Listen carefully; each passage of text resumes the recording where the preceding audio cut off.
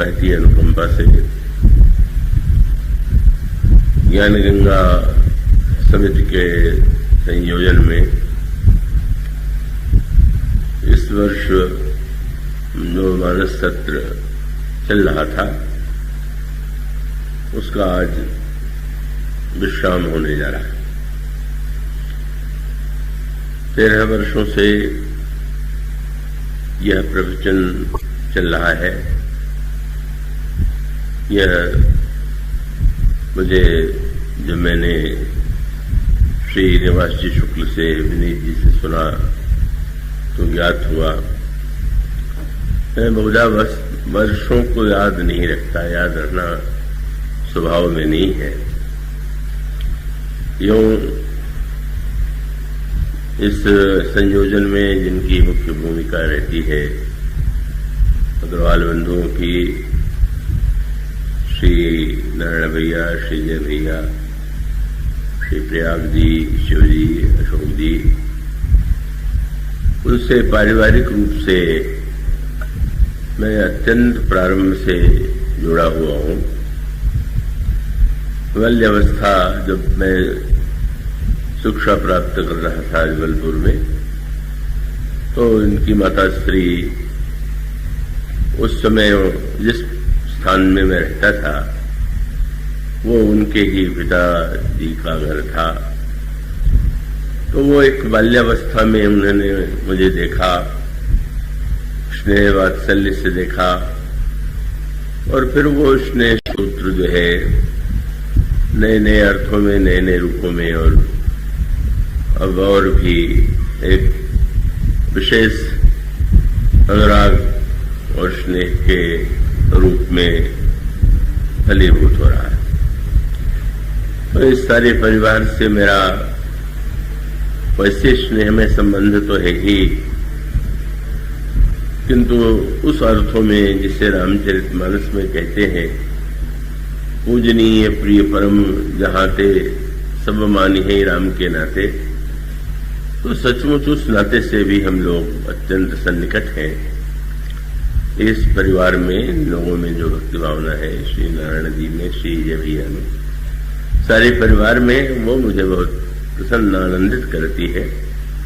उनकी सेवा से मैं ऐसा अनुभव करता हूं कि सचमुच वो मेरे लिए जितना कष्ट करते हैं उससे मुझे संकोच ही होता है। तो मैं सबके प्रति, पूरे परिवार के प्रति मंगल कामना करता हूं। श्री निवास जी शुक्ल उनकी विद्वत्ता से और जिस तरह से वे समाज संलेवा में संलग्न रहते हैं उससे आप भली भांति परिचित हैं। उन्होंने ग्रंथों की रचना की है, और कल जब उन्होंने मेरे यहाँ एक कवि गोष्ठी रखी तो मुझे पता चला कि वे कवि भी हैं, और वो कविता भी उनकी बड़ी सुंदर, बड़ी सार्थक, अर्थगर्भित। प्रतिवर्ष वे मुझे धन्यवाद देते हैं, आभार प्रदर्शन करते हैं। तो उस अर्थ में औपचारिक रूप में या श्री विनीत जी, वे भी मुझसे बड़े निकट पत्रकार तो हैं ही। जब पहले दिन में पत्रकारों से डरने की बात कह रहा था तो बाद में विनीत जी से मैंने कहा, नहीं, आपसे मैं नहीं डरता हूं। तो उसका अर्थ ये है कि जो अर्थ का अनर्थ करते हैं उनसे भय लगता है। तो ये मैं यही कहना चाहूंगा कि आप जो मेरी प्रशंसा करते हैं, अगर यह मान के करते हैं कि यह इस व्यक्ति की प्रशंसा है तो शायद वो सही नहीं। पर हाँ, मैं यह भी मानता हूं कि जो प्रशंसा होती है वो सर्वथा उचित, उपयुक्त है, और उसका कारण यह है कि उसमें कोई मैं काव्य या विनम्रता की नकली भाषा में नहीं कहता हूं कि मैं वक्ता नहीं। सचमुच आप में से जो मुझे निकट से देखेंगे वो आश्चर्यचकित हो जाते हैं कि मैं कभी ऐसा लगता ही नहीं, केवल जब थोड़े समय पाठ या जप में हूं, उसको छोड़ करके मैं कभी मानस का अध्ययन करता हूं, पढ़ता हूं, का ऐसा कभी आप नहीं पाएंगे। और नहीं इसलिए पाते हैं कि सचमुच का मेरे जीवन में वो राम कथा किसी प्रयास का परिणाम नहीं है, किसी साधना का भी परिणाम नहीं है। तो एक ऐसी यूं कह लेना चाहिए कि मुझे निरंतर वह अनुभूति होती रहती है कि भाई अन्य वस्तुओं के लिए आप अभ्यास करते हैं, पर श्वास लेने का कोई अभ्यास थोड़ी करते हैं। श्वास तो अपने आप चलती रहती है, दिन में रात में जग रहे हैं, सो रहे हैं। तो राम कथा तो मेरे लिए कोई अध्ययन की वस्तु नहीं है, वो तो मेरे लिए जीवन और श्वास के समान है। और उसके आनंद की अनुभूति यदि आप इतने वर्षों से उसमें नवीनता पाते हैं तो उससे अधिक मैं उसे पाता हूं। सचमुच मुझे श्री राम कथा की अनंतता का जैसा अनुभव होता है, संभवतः आपको भी न होता। और इसलिए कि जब किसी पंक्ति पर बात कथा कही जाती है तो मैं चकित हो जाता हूं कि 50 वर्ष से अधिक यह परंपरा चल रही है, पर इस पंक्ति में यह भी है, आज तक प्रकट नहीं हुआ था। मैं प्रभु से मन ही मन विनोद करता हूं कि लगता है आप भी कोटा बचाए रखते हैं कि भाई फिर आगे के लिए। और कभी कभी तो बड़ा विचित्र अनुभव होता है कि जब प्रवचन के बाद मुझे आनंद आता है कि आज प्रभु ने रहस्य प्रकट किए और आप श्रोता है, मैं भी श्रोता हूं। तो मैं सीढ़ियां उतरता हूं तो कोई भाव और बता जाते, बोले अभी ये बाकी रह गया। मुझे एक ऐसी अनंतता का अनुभव होता है क्यों कोई मेरी एक शाब्दिक विनम्रता नहीं है, ये अनुभूति है। तो वो अगर वो मुझे इसका पात्र बनाए हुए हैं तो वो पात्रता नहीं है, वह शून्यता है। इसका अभिप्राय है कि मुझमें जब कुछ नहीं है तो कुछ नहीं है, तो फिर वो उसमें ही प्रभु जो चाहते हैं वो कह लेते हैं। रायपुर में प्रतिवर्ष आयोजन होता है। एक संत ने कहा कि भगवान की बड़ी बड़ी परीक्षाओं की बात आती है, भक्तों की परीक्षा लेते हैं, आपकी परीक्षा उन्होंने कभी ली कि नहीं, लेते हैं कि नहीं? मैंने कहा लेते हैं। आप उसमें उत्तीर्ण होते हैं कि अनुत्तीर्ण? मैं कहता हूं कभी अनुत्तीर्ण ही नहीं हुआ। क्यों? बोले मैं तो पास कृपांक से होता हूं, पढ़ के तो होता नहीं। तो अब कृपांक से पास होना है तो उसी से पास करना है, तो उसमें अनुत्तीर्ण होने का क्या प्रश्न है?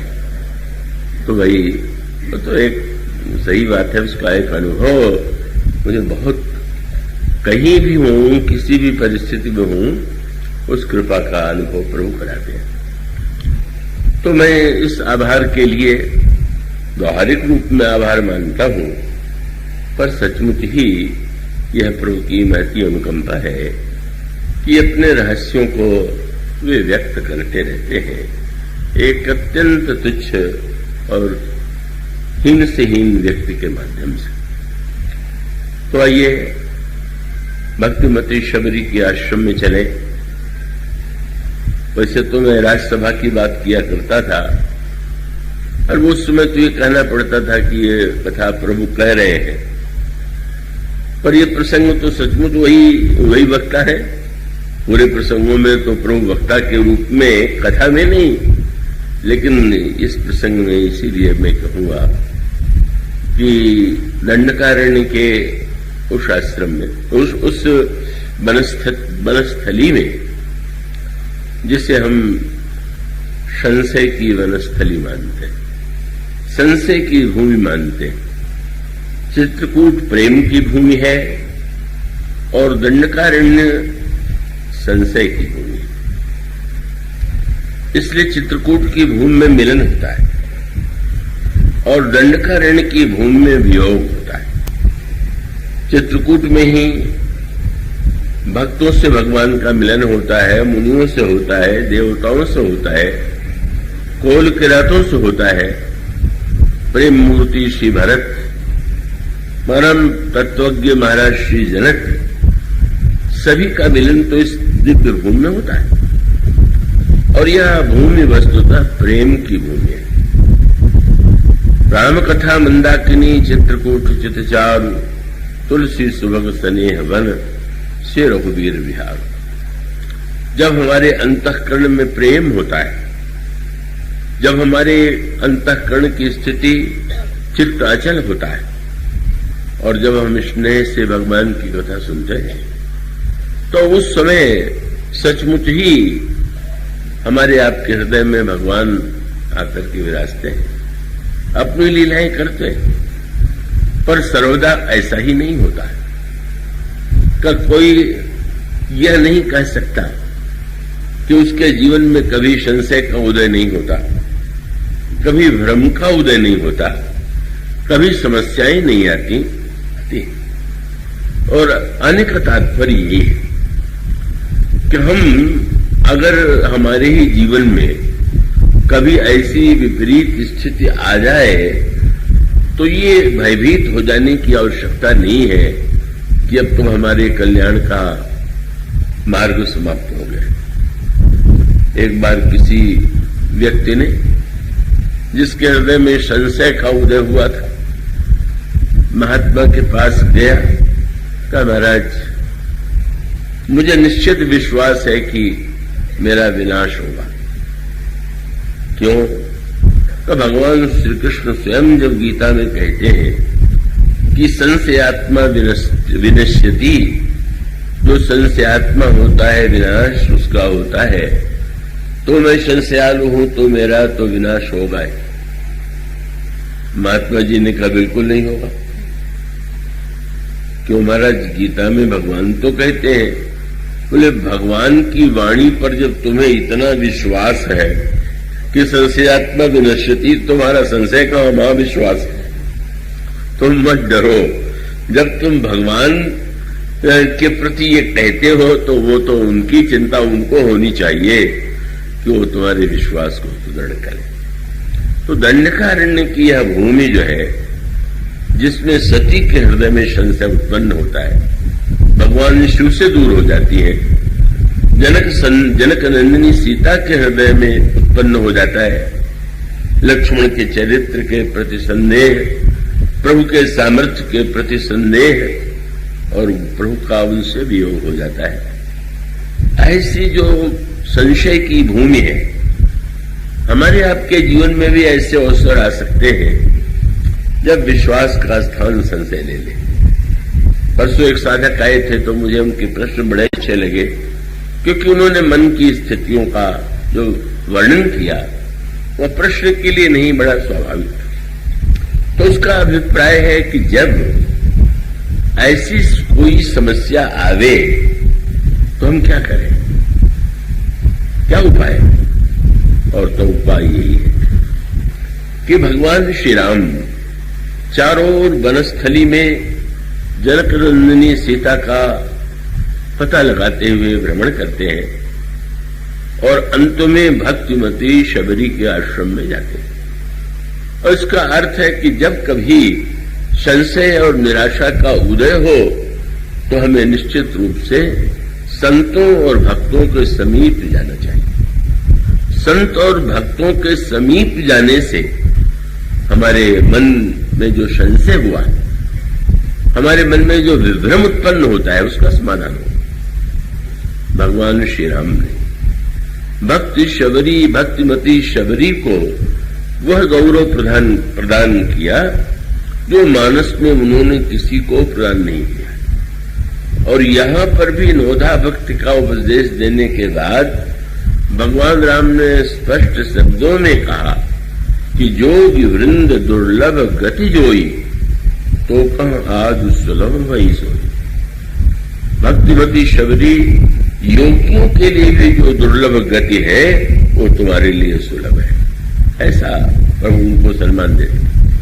और भगवान के अनेक लोगों ने, मुनियों ने, ऋषियों ने दर्शन किए, शबरी ही एक ऐसी है कि जब एक बार मिली तो प्रभु से अलग ही नहीं हुई। आपका ध्यान इसकी ओर गया होगा, जाना चाहिए।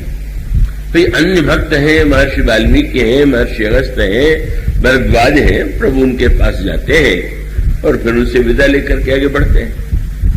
लेकिन शबरी जी के प्रसंग की विशेषता ही कि भगवान राम और शबरी का संवाद होने के बाद क्या हुआ। और तब आप पंक्ति पाएंगे कि गोस्वामी जी कहते हैं कि शबरी भगवान के मुख की ओर दृष्टि डालती हैं। एकटक उनकी ओर दृष्टि डालने के पश्चात प्रभु के चरणों में उन्होंने अपने अंतःकरण को, मन को इतना समाहित कर लिया कि और फिर उसके पश्चात उनके शरीर से योगाग्नि प्रकट हुई और तज देह का अपने शरीर का उन्होंने उस योग आग्नि से जला करके भस्म कर दिया। और गोस्वामी जी कहते हैं तज देह पावक देह प्रभु पद लीन भई जह नहीं फिरे। प्रभु के चरणों में समा गई और फिर वह उन चरणों में कि जिन चरणों के बाद कहीं लौटना नहीं पड़ता। तो ये जो एक अद्भुत उनकी स्थिति है, तवा भक्तिमती शबरी, उनकी प्रशंसा के लिए कोई शब्द नहीं है कि उनकी महिमा का वर्णन किया जा सके। वस्तुतः भगवान राम जब शबरी जी के माध्यम से उनोधा भक्त का उपदेश देते हैं तो आवश्यकता शबरी के लिए नहीं। शबरी के जीवन में तो स्वयं भगवान यह स्वीकार करते हैं कि तुम में 9 प्रकार की भक्ति विद्यमान है। 9 जिनके एको होई नारी पुरुष सचराचर कोई सोई अतिशय प्रिय भामिनी मोरे सकल प्रकार भगत दृढ़ तोरे। तब मानो शबरी के बहाने बस वही जो दृष्टांत आपके सामने दिया गया था कि गाय जब दूध देती है तो बछड़े के लिए देती है, पर बछड़े से भी अधिक दूध का लाभ तो अन्य लोग गाय को पालने वाला लेता है। इसी प्रकार से भगवान का जो दिव्य रहस्य है वो किसी न किसी भक्त को माध्यम बना करके ही वे व्यक्त करते हैं। उसको प्रकट करने के लिए भगवान यदि गीता ज्ञान का प्राकट्य करते हैं तो वहां पर भी वही कहा गया है ना कि भाई दुग्धा गोपाल नंदन, मानो पार्थ को आश्रय बना करके भगवान ऐसे दिव्य तत्व ज्ञान का उपदेश देते हैं।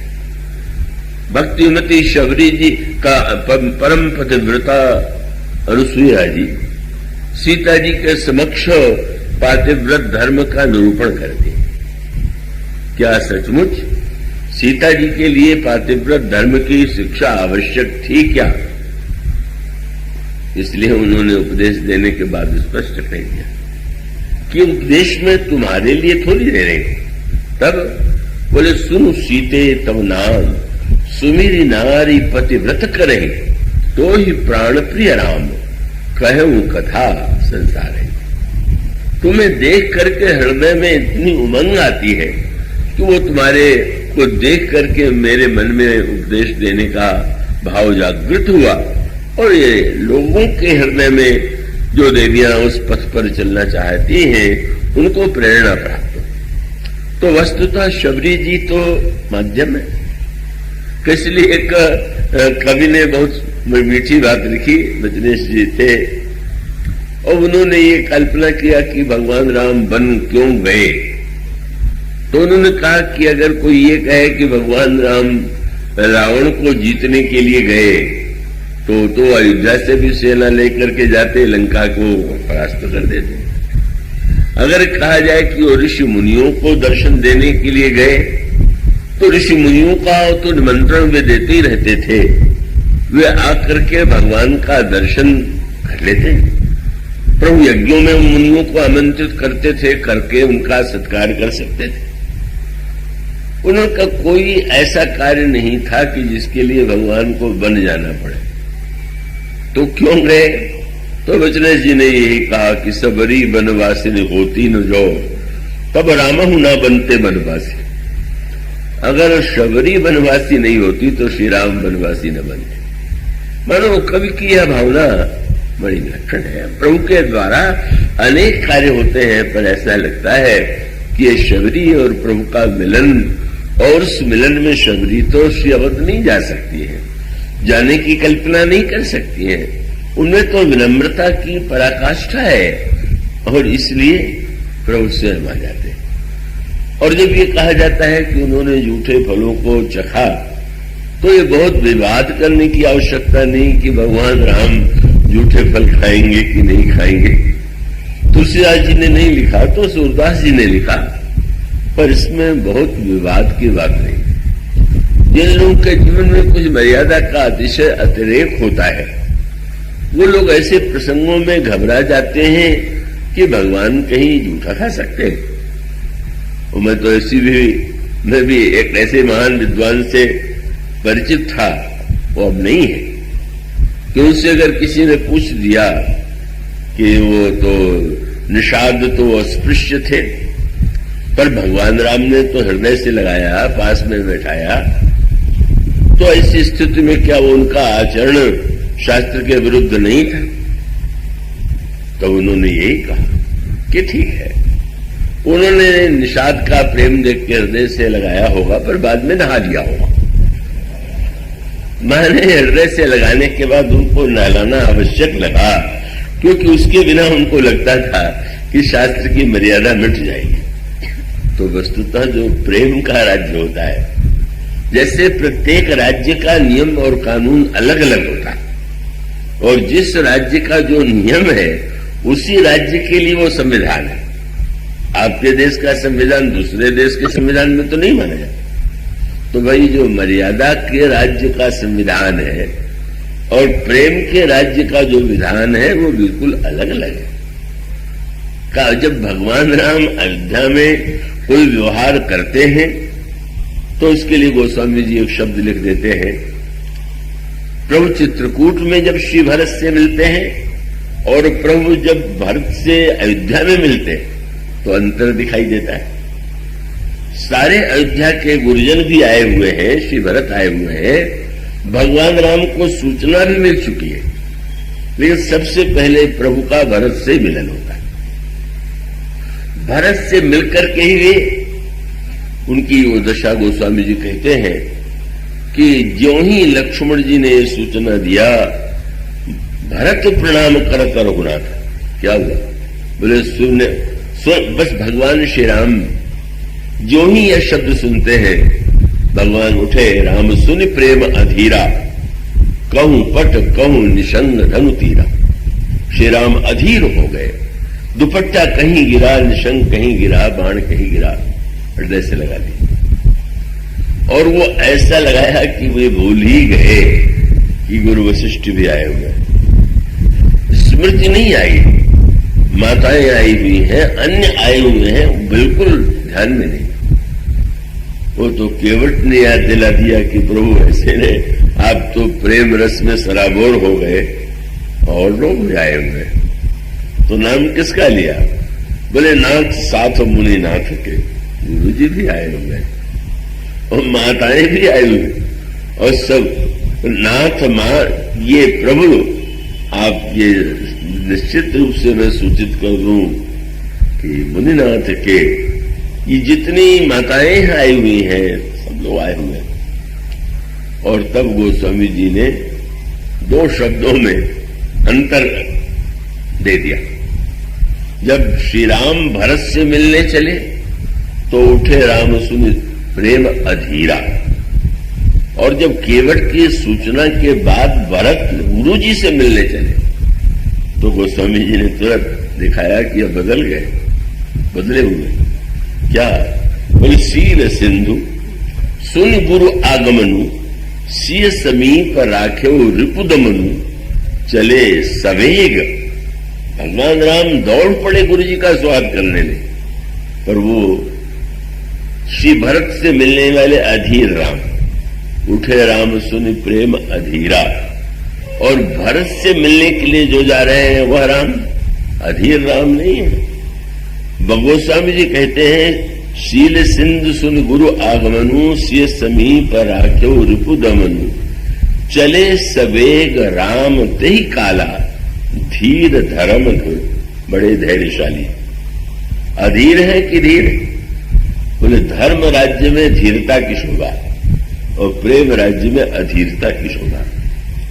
धर्म राज्य में जो धीर है वो धन्य है, और प्रेम राज्य में जो धीर रह गया वो किसी काम का नहीं, वो अनुत्तरण हो गया। प्रेम राज्य की सारी दृष्टियां, सारी भाषाएं बिल्कुल अलग है।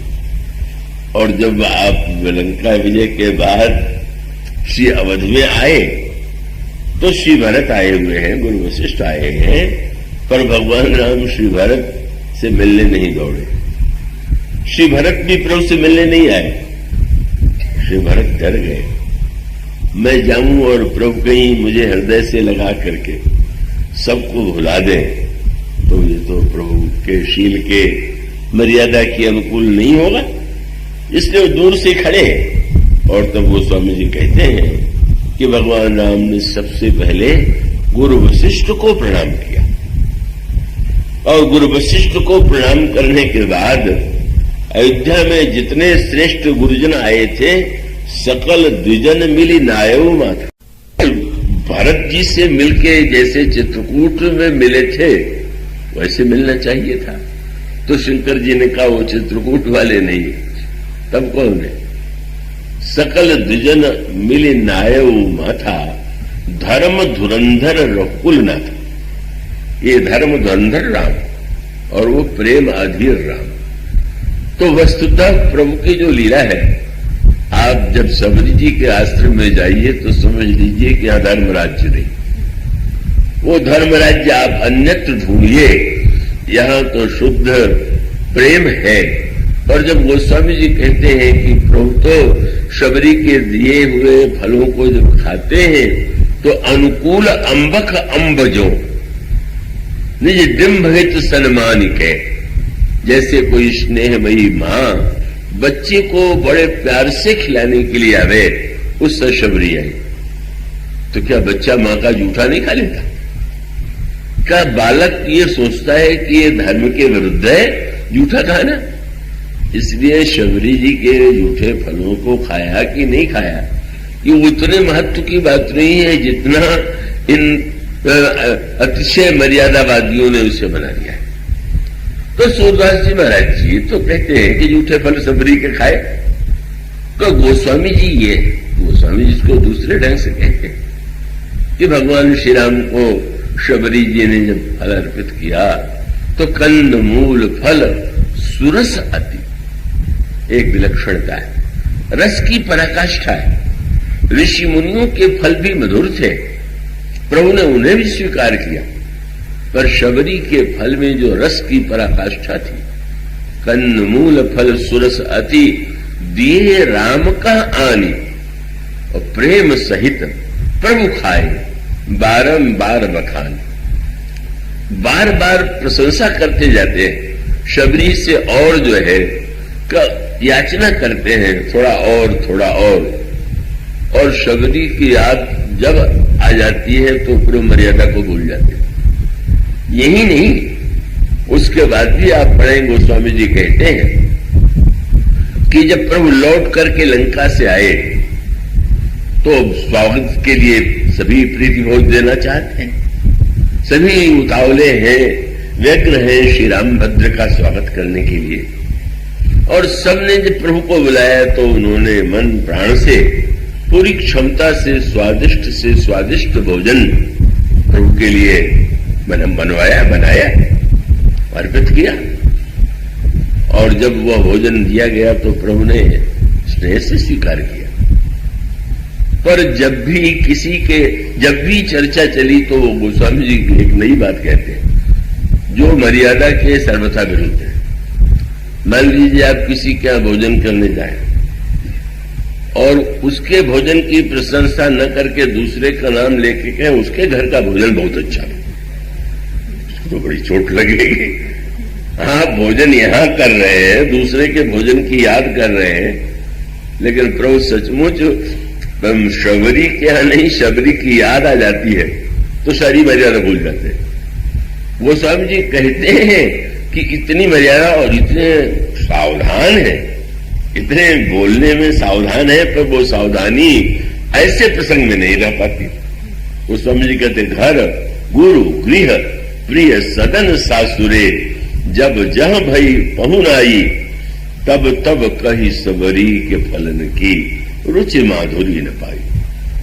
जैसा स्वाद शबरी के वेरों में आया वैसा नहीं आया, तो मर्यादा के सर्वथा विरुद्ध है।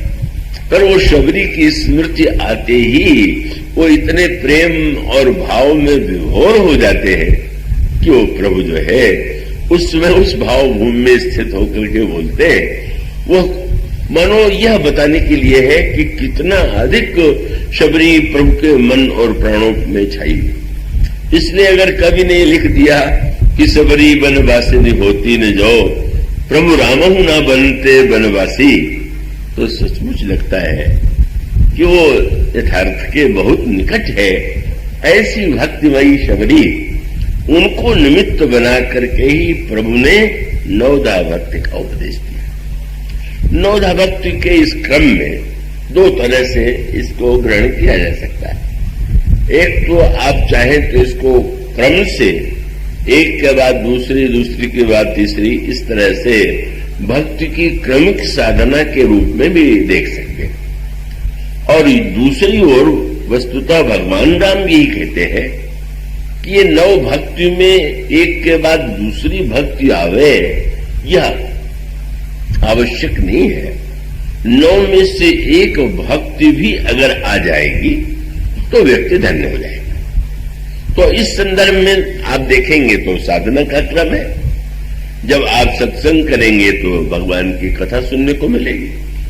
कथा सुनने के बाद आपके मन में उन संतों में से किसी को गुरु के रूप में वर्ण करने की इच्छा उत्पन्न होगी।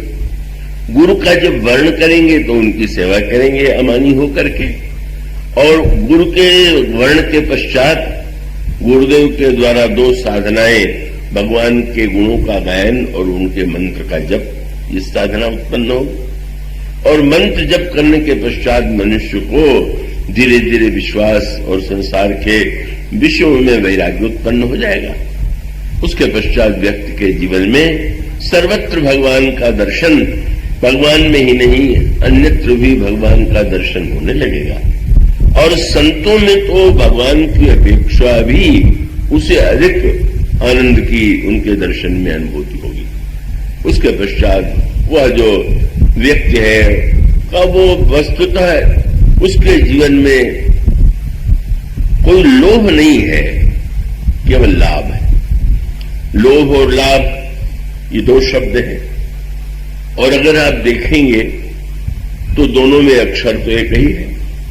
लोभ लिखिए तो भी अक्षर ल और भ, और लाभ लिखिए तो भी अक्षर ल और भ।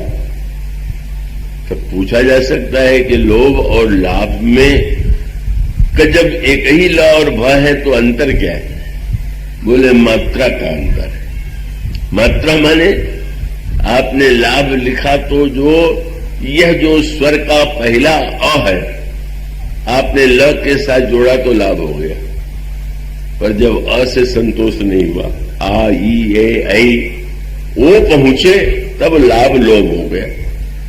और इसका अभिप्राय है कि जब लाभ में मात्रा की सीमा हो तो लाभ, और जब वो बढ़ते ही जाए तब भी संतोष न हो तो लाभ लोभ बन जाता है। तो लाभ चाहिए, लोभ नहीं। कि जीवन में आवश्यकता है तो उसके लिए द्रव्य चाहिए, अर्थ चाहिए। इसलिए भक्त को के जीवन में लाभ नहीं होता ऐसा कहीं नहीं कहा गया, पर भगवान गीता में भी यही कहते हैं, इच्छा लाभ संतुष्ट। सहज भाव से जो लाभ हो जाता है उस पे भक्त संतुष्ट हो जाता है। और यहां पर भी प्रभु ने जो नवधा भक्ति का उपदेश दिया उसमें उन्होंने ये कहा कि आठम जथा लाभ संतोषा। प्रारब्ध से पुरुषार्थ से जो सहज भाव से मिल जाता है लाभ, उतने से ही वो व्यक्ति जो भक्त है वो संतुष्ट हो जाता है। और उसके पश्चात नवी भक्ति के रूप में पूरी सरलता जीवन में आ जाती है। किसी के प्रति रंच मात्र छल की वृत्ति ही नहीं रह जाती है, और इतना होते हुए भी सबके प्रति सेवा करते हुए भी बदले में वो न तो किसी से आशा रखता है और न तो वो किसी से कुछ बदले में चाहता है। तो ये नवधा भक्ति का एक क्रमिक रूप है। जय भैया का कहना था कि नव भक्ति हो जाए, तो लीजिए नव भक्ति भी हो गई, किंतु तो वस्तुतः तो एक सूत्र है और वही मुख्य सूत्र है, और वह सूत्र जिसकी चर्चा की जा रही थी कि भाई हम संत का संग करते हैं तो उसका फल है भगवान की कथा। तो भगवान की कथा का महत्व ही इसीलिए है कि नवधा भक्ति में जितनी भक्ति है सब में कथा सहायक है। कोई किसी भी पद्धति से आप साधना करें कि ये भगवान की कथा आपके लिए अत्यंत उपादेय। योगी अगर उसे कथा को सुनेगा तो योग की पद्धति से सुनेगा, योग का उसमें तत्व उसको दिखाई देगा। जब उस प्रसंग को वह पढ़ता है कि भगवान राम रावण का सिर और रावण की भुजा काट रहे हैं और वो रावण की मृत्यु नहीं हो रही है, और प्रभु पूछते हैं विभीषण से कि रावण की मृत्यु क्यों नहीं हो रही, तो उन्होंने ये कहा कि नाभ कुंड पीयूष बस आके नाथ जियत रावण बल ताके। प्रभु रावण के नाभि में अमृत कुंड है और इसी कारण से रावण की मृत्यु नहीं हो रही, और नाभि का अमृत कुंड जब सूख जाएगा तो इसकी मृत्यु होगी। अब भक्तों की दृष्टि से इसकी अलग व्याख्या है, पर योग की दृष्टि से, क्योंकि गोस्वामी जी कहते हैं भगवान का चरित्र भक्त के साथ साथ सद्गुरु ज्ञान विराग जोग के, योग के भी गुरु। तो योगी जब इसको देखेगा तो उसे लगेगा कि रामचरितमानस में योग का जो एक महानतम संकेत है वो पूरे चरित्र में प्राप्त होगा। केवल संकेत इतना कर दें कि योग की जो पद्धति है उसके बड़े विस्तार से उसके वर्णन की अपेक्षा नहीं है, पर यूं एक धारणा की गई, और जिसे आपने समाचार पत्रों में या पुस्तकों में पढ़ा होगा कभी, जिसको कहते हैं कुंडलिनी जागरण। तो कुंडलिनी जागरण का मूल तत्व यह है कि वह मानते हैं कि एक ओर जो शक्ति है वह व्यक्ति के जीवन में सुषुप्त है, और वो मूलाधार में जो स्थित शक्ति है का उन्हें चैतन्य करना है, और चैतन्य करते हुए जो शास्त्रार है शरीर में 6 चक्रों की धारणा योग की व्याख्या है, और उसमें ये कहा जाता है कि क्रमशः वो जो मूलाधार में शक्ति है का वो ऊपर की ओर उठते हुए जब सहस्त्रार में का उसका ब्रह्म से मिलन होता है तो वो महान परिपूर्णता प्राप्त होती है। ये एक कुंडलिनी जागरण योग की पद्धति। अब इस दृष्टि से विचार कीजिए, रावण योगी है, पर उसके साथ साथ 2 योगी हैं रामायण में। एक योगी है महाराज जनक और दूसरा योगी है रावण, पर दोनों योगियों में एक अंतर है। जनक जो है योगी है और रावण कुयोगी है। कुयोगी का अर्थ क्या हुआ? योगी का जो उद्देश्य होना चाहिए वो रावण का उद्देश्य नहीं। इसको केवल इतना समझ लें कि ये नाभि में अमृत कुंड जो है कहां से, नाभि में अमृत कहां से आया? तो इसका उत्तर यह है कि सीता जी महाशक्ति है और रावण निरंतर हृदय में उनका ध्यान करता है, और ध्यान करते हुए त्रिजटा ने बताया और उसका अभिप्राय यह है कि वो इतनी ध्यान में उसने ऊंची स्थिति प्राप्त कर लिया है। रावण जैसा ध्यान कौन कर सकता है? कैसा विलक्षण ध्यान है आप सोचिए। या तो हम लोग ध्यान में बैठे मच्छर काट ले तो ध्यान टूट जाता है, कुछ शब्द हो जाए तो ध्यान टूट जाता है, पर पूरे युद्ध में इतने अस्त्र शस्त्र पर्वत वृक्ष रावण पर मारे जा रहे हैं, पर एक क्षण के लिए भी रावण का ध्यान सीता जी की ओर से नहीं हटा। कौन ऐसा ध्यान करने वाला भी हो सकता? त्रिजटा ने कहा, जब त्रिजटा से श्री किशोरी जी ने पूछा, ये रामचरितमानस में 2 महानतम नारी पात्र हैं जो अद्वितीय अद्भुत, और वो अन्य भी महान ही है, पर उनमें 2 सूत्र, या तो शबरी जी या त्रिजटा। लंका निवासिनी यह त्रिजटा जो है और यह जो भक्तिमती शबरी है, ये साधना की दृष्टि से एक चरम सत्य का उपदेश देने वाली है। मूल सूत्र ये कि इतनी रहस्यों की ज्ञाता है यह दोनों पात्र कि सबरी जी में भी योग की पराकाष्ठा है, इतनी विनम्र है, पर अंत में गोस्वामी जी यही तो कहते हैं कि तज देह पावक योग, अपने शरीर को योगाग्नि से जला करके भगवान के चरणों में समा गए। तो जिन्होंने योगाग्नि के द्वारा इतनी सिद्धि प्राप्त किया है कि शरीर को, आजकल योग का बड़ा प्रचार है, बड़े नगरों में तो और अधिक, पता नहीं छतरपुर में अभी वो वही है कि नहीं, वो किसी से पूछिए क्या करते हैं, बोले आजकल मैं योगा कर रहा हूं। तो योगा क्यों कर रहे हैं? कि भाई शरीर स्वस्थ रहे। तो बात तो ठीक ही है, शरीर स्वस्थ रहेगा तो व्यक्ति अच्छे कार्य कर सकेगा, पर शरीर की स्वस्थता साधन है, साध्य नहीं। उसका अभिप्राय कि अगर शरीर की स्वस्थता की दृष्टि से देखें तो रावण से अधिक कोई स्वस्थ नहीं था, और वो रावण ने तो अमरता के निकट की स्थिति पा लिया, पर उसको योगी क्यों मानते हैं? त्रिजटा से जब श्री सीता जी ने पूछा कि रावण मरता क्यों नहीं है, तो उन्होंने कहा समस्या यह है कि रावण निरंतर हर समय आपके ध्यान में रहता है, और यही के हृदय बस जाने की। रावण ध्यान कहां करता है? तो मूलाधार स्वाधिष्ठान मणिपुर आदि के पश्चात जो हृदय चक्र है, वहां वो सीता जी का ध्यान कर रहा है, शक्ति का ध्यान कर रहा है। उसके पश्चात अगर वो सचमुच योग के परम लक्ष्य को जानता होता तो महाशक्ति को यहां से ले जाकर के शस्त्रार में ब्रह्म से मिला देता। तो श्री राम से सीता जी का जो मिलन है, रावण का दुर्भाग्य क्या है कि रावण 24 घंटे सीता जी का ध्यान तो करता है, पर सीता जी किसका ध्यान करती हैं उसने कभी यह जानने की चेष्टा नहीं की, किसका ध्यान करती है। त्रिजटा ने कहा कि प्रभु के सामने समस्या ये है कि यही के हृदय बस जानकी, और जानकी उर्मम वास है। अगर इतना रावण कर ले कि हृदयस्थ महाशक्ति को श्री राम से वो मिला दे, मिलाने की चेष्टा करे। जनक वह योगी है जो सीता जी को श्री राम से मिलाते हैं, और रावण वो योगी है कि जो सीता जी को राम से दूर रखने की चेष्टा करता है।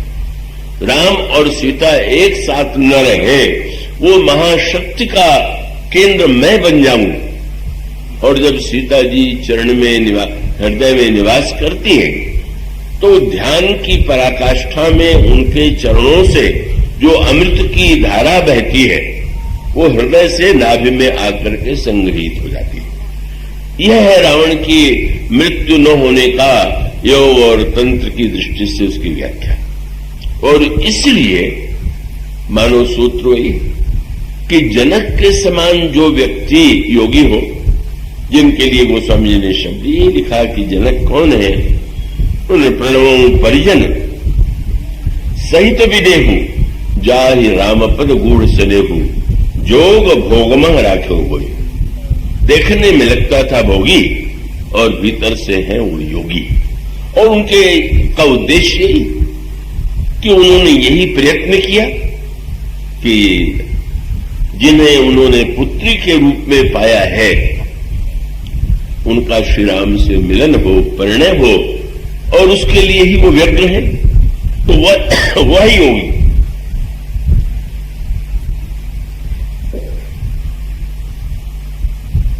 शक्ति और शक्तिमान को मिलाता है वह योगी। और जो शक्ति शक्तिमान से अलग करके शक्ति से वो अपनी शक्ति बढ़ाना चाहता है, तो आप शरीर से स्वस्थ रह करके अगर ये मानते हो कि वो भोग भोगेंगे तो आप योगी जरूर हैं। पर वो किसके अनुयायी योगी हैं वो आप निर्णय कर लीजिए। पर वो योग का मन शबरी की शरीर में इतनी ममता नहीं है कि अब कोई शरीर रखने की आवश्यकता है। बोले भगवान का दर्शन हो गया, अब शरीर रख करके क्या हो। और वो अपने संकल्प से योगाग्नि को प्रकट करती है और भगवान के चरणों में समा जाती है। रावण अमरता के निकट पहुंचा हुआ है, सीता जी का ध्यान करता है, श्री राम का ध्यान तो उसे बिल्कुल अच्छा नहीं लगता। एक आध दिन उसने चेष्टा किया, क्योंकि कुंभकर्ण ने जब उससे पूछ दिया कि तुमने किया तो बहुत बुरा, लेकिन जब इतना कर चुके थे तो थोड़ा और कर रहे थे। साधु बन करके ठग लिया था तो तुम राम का रूप बना करके सीता जी को भ्रम में डाल देते। तो रावण ने यही कहा कि क्या तुम समझते हो कि ये बात मेरे ध्यान में नहीं है। तो आई तो क्या हुआ, क्या सीता जी ने पहचान लिया? उसने कहा वहां तक जाने की तो नौबत ही नहीं आई। क्यों? श्री राम का रूप बनाने के लिए मैं एकांत में बैठा, तो उसके लिए तो ध्यान करना पड़ता है कि एकाग्रता से हम वैसा रूप बना लें। और जब मैं राम के रूप का ध्यान करने लगा तो मेरा अंतःकरण वासनाओं से ऊपर उठ करके इतना पवित्र होने लगा कि मैं डर गया कि थोड़ी देर ध्यान किया तो गया राज्य, गया भोग, छोड़ो इस चक्कर को, हमारे लिए उपयुक्त नहीं। तो वो तो ऐसा व्यक्ति जब हो तो योग शास्त्र की दृष्टि से भी पूरे रामायण में योग के रहस्यों की अद्भुत व्याख्या है। और जो उसमें अन्य वस्तुएं चाहते हैं वो कोई ऐसी वस्तु नहीं है कि राम कथा के द्वारा आपको उसका उत्तर न मिल जाए। इसलिए पग पग पर राम कथा। और श्रीमद् भागवत में भी वही सूत्र है कि ज्ञान वैराग्य और भक्ति तभी युवा होते हैं जब श्रीमद् भागवत की कथा सुनने को मिलती है। अब ये बात और है कि श्रीमद् भागवत की कथा परीक्षित की तरह आप सुनना चाहते हैं कि धुंधकारी की तरह सुनना चाहते हैं? कथा तो दोनों ने सुनी, एक ने जीते जी सुनी, दूसरे ने मर के सुना। वो जीवन भर उसने पाप किया, धुंधकारी ने मरने के बाद प्रेत हो गया, दुर्गति हो गई, तो उसके कल्याण के लिए गोकर्ण जो महान भक्त थे, धुंधकारी के जो अनुज थे, उन्होंने कथा सुना करके उसका कल्याण किया। और परीक्षित के सामने जो भय है, क्योंकि 7 दिन में सर्प डसेगा, यह कितना बड़ा सत्य है। उसका तात्पर्य यह है कि यह परीक्षित को जो शाप मिला हुआ है, ये शाप जो है हमें आप सबको मिला हुआ है। और इसका अर्थ है कि 7 दिन में ही तो सबकी मृत्यु होगी। 7 दिन में कोई दिन होगा, और इसका अर्थ है कि वो 7 दिन तो सबके सामने। अब वो कौन सा 7 दिन होगा, पहले से पता होता तो योजना बना ली जाती। जब पता ही नहीं है कि वो कौन दिन होगा, तो भाई ये प्रतीक्षा करने के स्थान पर चतुर निकले।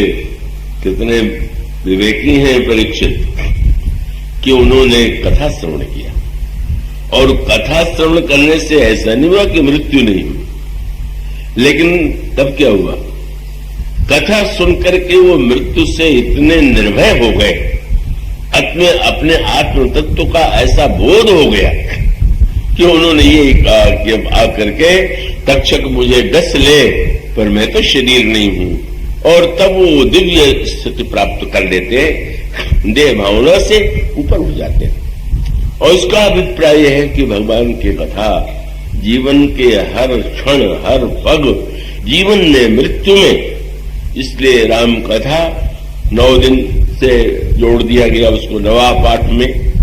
श्रीमद् भागवत को सप्ताह से जोड़ दिया गया और दोनों का संकेत यही कि 7 दिन में मृत्यु अनिवार्य है। और नवाह का तात्पर्य है कि जब तक नवदा भक्ति नहीं आवेगी तब तक जीवन सार्थक नहीं होगा। 7 और 9 दोनों अगर व्यक्ति को ठीक ठीक याद रहे तो उसके जीवन में धन्यता का कोई प्रश्न ही नहीं कि धन्यता न आ जाए।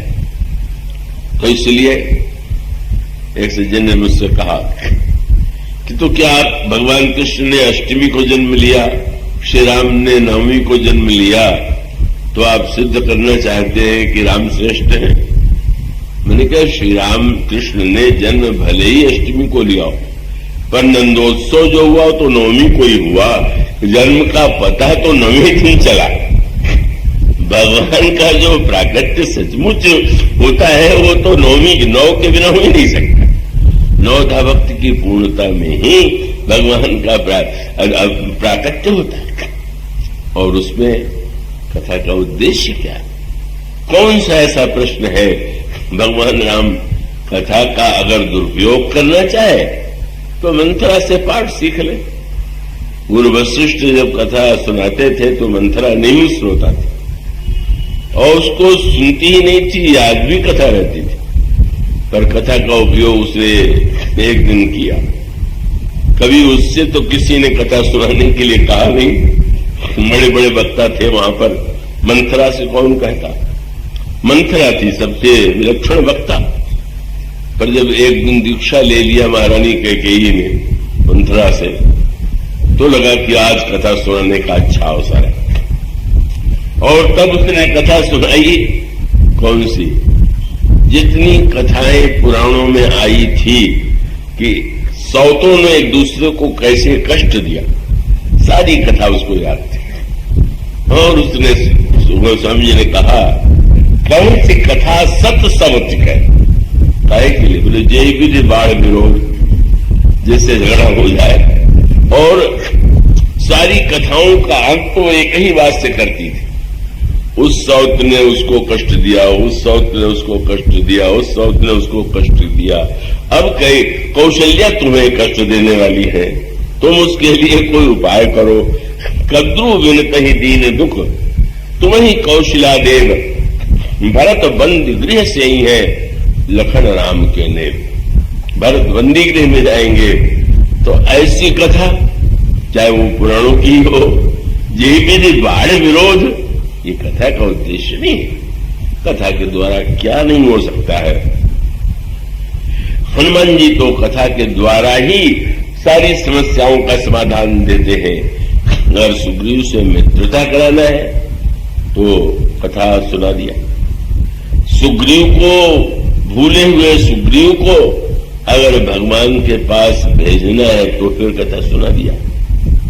और जब जनक नंदिनी सीता का पता लगाने के लिए गए और जनक नंदिनी सीता जितनी निराशा में, कौन इतना नैराश्य, इतना दुख, इतनी प्रतिकूलता, 10 महीने से अकेली वे बैठी हुई है, राक्षसियां घेरे हुए हैं, डराने की चेष्टा हो रही। और तब हनुमान जी ने उस दृश्य को देखा और उसका उपशमन कैसे किया, ये तो आप पढ़ते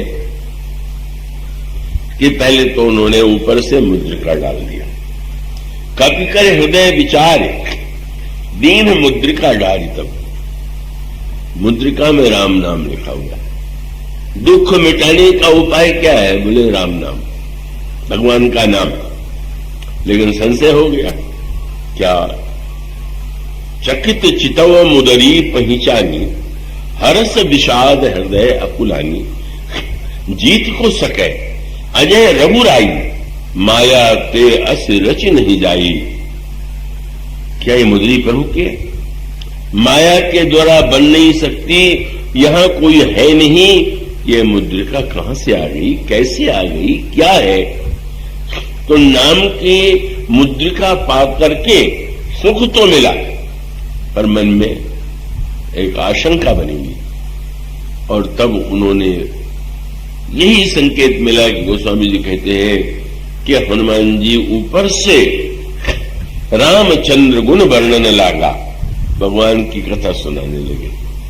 आप कल्पना कीजिए, हनुमान जी से प्रभु का परिचय अभी थोड़े दिन पहले हुआ, किशोरी जी से उनका विवाह जनकपुर से हो चुका, और अनादिकाल से भगवान राम और सीता जी तो एक अनादि अनंत काल के दंपति, पर कथा सुनाने वाला इतना बढ़िया निकला कि जब उसने विवाह की कथा सुनाई, जिस विवाह में हनुमान जी नहीं थे, लेकिन वो तो आज से कथा सुनाने लगे। आज ते सब कथा सुनाई, दुख मिटाने का उपाय क्या है, बस कथा सुनाने लगे। और का परिणाम कितना अच्छा हुआ। कथा ऐसी सुना दिया कि किशोरी जी सुनते सुनते भूल गई कि मैं अशोक वाटिका में बैठी हुई हूं।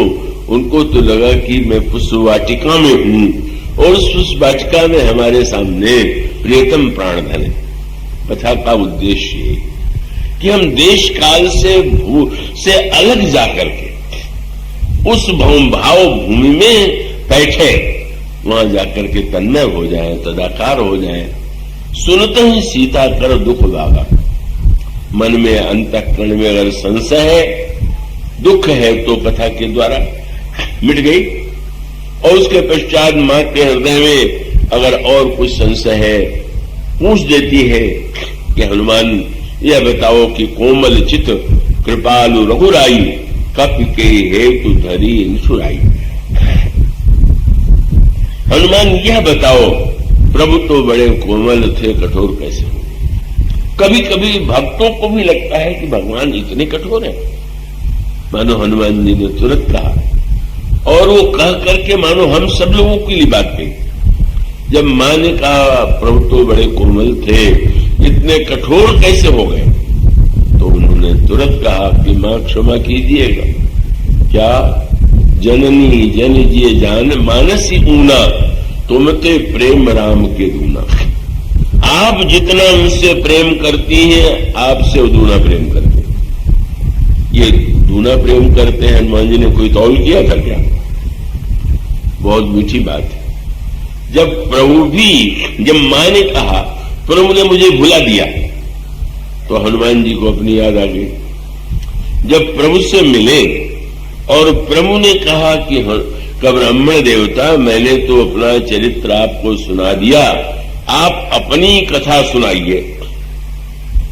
हनुमान जी ने कहा मैं मंद हूं, मोहबस हूं, कुटिल हृदय हूं, अज्ञान हूं। प्रभु ने कहा कि इतनी समस्याएं तुमने बता दिया, तो तुम्हें मंद होने में अधिक दुख है कि मोह बस होने में अधिक दुख है, कि कुटिल हृदय होने का दुख है, या अज्ञानी होने का दुख है? हनुमान जी ने कहा महाराज, इन चारों से मुझे दुख था, पर बहुत साधारण था, पर सबसे अधिक दुख तो आज आपने दे दिया। प्रभु ने कहा मैंने तुम्हें दुख दे दिया? बोले प्रभु, आपने जब यह पूछ दिया कि ब्राह्मण देवता तुम कौन हो, तो मैं कितना दुखी हूं, क्या सोच कर? एक मंद में मोह बस, कुटिल हृदय अज्ञान, और पुनि प्रभु मोहि विसारे हो। प्रभु आपने मुझे भुला दिया। होता है जब कभी लोग मिलते हैं, मेरे सामने तो शंकर बहुत बड़ी संख्या में आता है, विभिन्न नगरों में इतने लोगों से मिलता हूं, और मिलने के बाद कभी मिला होता है, चाहे वो एक दिन ही मिला हो, तो आशा करता है कि मैं जहां मिलूं वो पहचान ले, मैं पहचान लूं उसको, तो मैं वहां के प्रणाम करेंगे, मैं प्रणाम का उत्तर दूंगा। उन्हें संतोष नहीं होता, पूछ देते हैं आपने मुझे पहचाना? अब अगर सच बोल दूं तो उन्हें कष्ट हो जाएगा, और अगर वैसे तो यही लगता है कि हाँ मैं पहचान तो रहा हूं। अगर उतने से संतुष्ट हो जाए तो मेरे लिए भी रक्षा हो जाती है। पर वो कभी कभी पूछ देते हैं कि पहचानते तो मेरा नाम बताइए। अब तो मैं इतनी विपत्ति में फंस जाता हूं कि यही कहना पड़ता है कि हाँ आपकी आकृति तो पहचानी लग रही है, नाम ध्यान में नहीं आ रहा है। तो भाई हमारे सामने तो समस्या है। हनुमान जी को बड़ा कष्ट ये हो गया कि प्रभु कह रहे हैं कि ब्राह्मण देवता आप कौन है, आपने भुला दिया। जीव कितने भी दोषों से युक्त हो, उसकी समस्या का उससे बढ़कर के कोई समाधान नहीं है कि आप उसे प्रेम से शरण में ले लें, पर आप ही जब भूल जाए। इसलिए जब हनुमान जी ने उलाहना दिया तो प्रभु ने क्या किया, हनुमान जी को हृदय से ही नहीं लगाया, आंसुओं के द्वारा हनुमान जी को पूरी तरह से भिगो दिया और हृदय से लगा करके कहने लगे, सुनो कपि जन जिय मानस ऊना तय मम प्रिय लक्ष्मण ते दूना। है हनुमान, जब प्रभु के मुंह से नाम निकल गया तो हनुमान जी को लगा कि नहीं याद है। जब प्रभु ने ये कह दिया कि हनुमान, तो बस सुन के प्रसन्न हो गए और प्रभु ने कहा, तुम ये न समझना कि तुम में कमी है, तुम तो मुझे लक्ष्मण से भी दूने प्रिय हो। वो दूना का पाठ ऐसा याद हो गया कि जब सीता जी ने कहा कि मुझे बिसरा दिया, बोले मां मुझे भी संदेह था कि बिसरा दिया, पर पता चला दूना प्रेम करते हैं, तो वही पाठ मैं आपको सुना दूं कि जननी जे जन जानस ऊना तुमते प्रेम राम के दूना। और फिर वो रघुपति कर संदेश अब सुन जननी धरु धीर अस कही कब कर भरे विलोचन नीर। क्या वो गाथा है, प्रभु के प्रेम, प्रभु का ऐश्वर्य, प्रभु की शक्ति ऐसा वर्णन करते हैं कि किशोरी जी का सारा ताप बुझ जाता है। और इसीलिए हनुमान जी जब जाने के लिए आज्ञा मांगते हैं तो हनुमान मां कहती है, तो हृदय की शीतल भई छाती पुण्य मौका सोई सोई राती।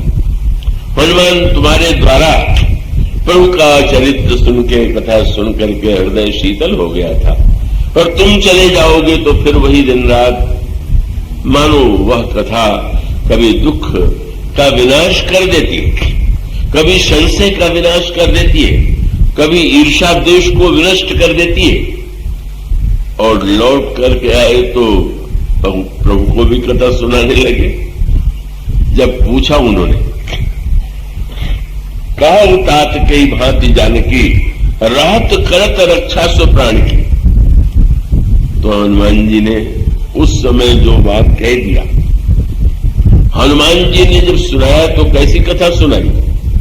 सीता जी के आंखों के आंसू कथा सुन करके समाप्त हो गए, दुख मिट गए। और जब सीता जी की कथा प्रभु को सुनाई तो रोने लगे। उस कथा का फल ये है कि जीव की आंख के आंसू मिट जाए और भगवान को रुलाई जाने लगे। यही है अनुराग और करुणा का मिलन। अनुराग राग में भक्त गाता है और प्रभु के हृदय में करुणा उत्पन्न होती है। ऐसी अद्भुत प्रभु की मंगलमयी कथा अनंत है। राम अनंत अनंत गुण अमित कथा विस्तार। और एक कवि ने तो कल्पना कर लिया कि अच्छा भाई कथा के लिए कैसे एक बड़ा चयन किया। कभी सबसे अधिक मुंह तो शेष जी के हैं। तो कवि को से किसी ने कहा कि अच्छा तो शेष जी अगर भगवान की कथा सुनावे तो वो तो 1000 मुंह से सुनावेंगे। उसने कहा नहीं, अब कल्पना करो। क्या बोले, वैके कोटि शेष, पहले करोड़ों शेष को बुला लो। अब वो तो असंभव ही है और उतने पर भी संतोष। अच्छा करोड़ों शेष जो है वो तो सुना लेंगे ना। वैके कोटि शेष और शेष शेष प्रति कोटि शीश। और एक एक सिर पर करोड़ करोड़ सिर और जोड़ दिए जाए और प्रतिमुख कोटि कोटि रसना धरावेंगे। एक एक मुंह में 1 करोड़ करोड़ जिह्वा जोड़ दी जाए और इस तरह से सुनाने लगे कथा। तो क्या होगा?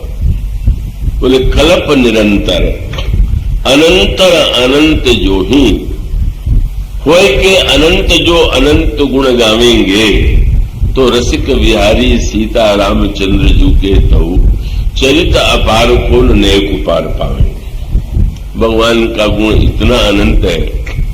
13 वर्ष की संख्या तो बहुत छोटी है।